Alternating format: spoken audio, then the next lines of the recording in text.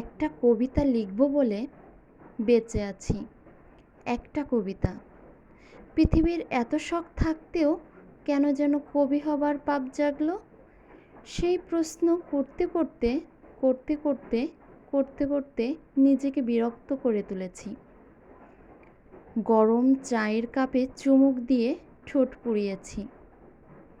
কোনো কারণ ছাড়া প্রেমিকা ছেড়েছি, বউকে তালাক দিয়েছি, ঢাকার অলিগলি চষে বেরিয়েছি, নিজেকে জেনে বুঝে নিকোটিন উড়িয়েছি। অপেক্ষায় রাত দিন সমান করেছি। ভাত না খেয়ে 3 বেলা পানি খেয়েছি। টাকা থাকতেও আলু ভর্তা ডাল দিয়ে দিন পার করেছি।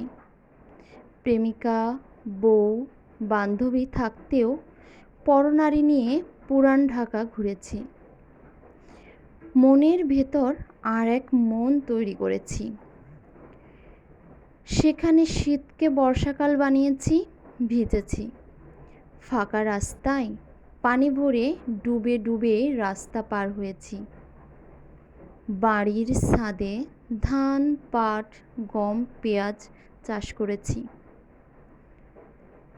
কবিতা লেখার অনুশীলনে ময়লা জামায় দিনের পর দিন আঁতর মেখেছি। ফরজ গোছল ছাড়া গোছল করিনি।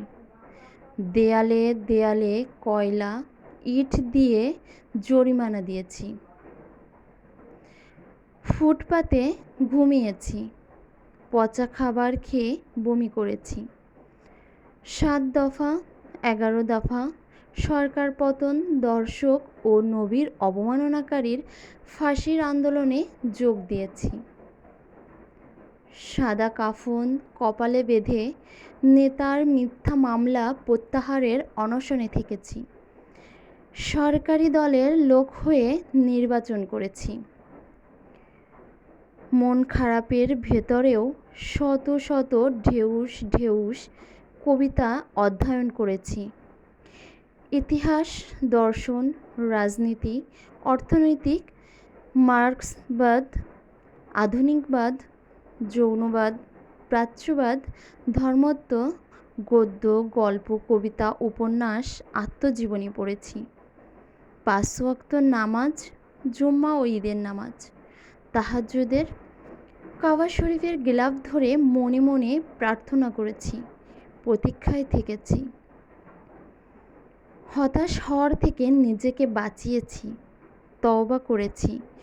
সমস্ত অতীত থেকে কেবল একটা কবিতা লিখব বলে বেঁচে আছি।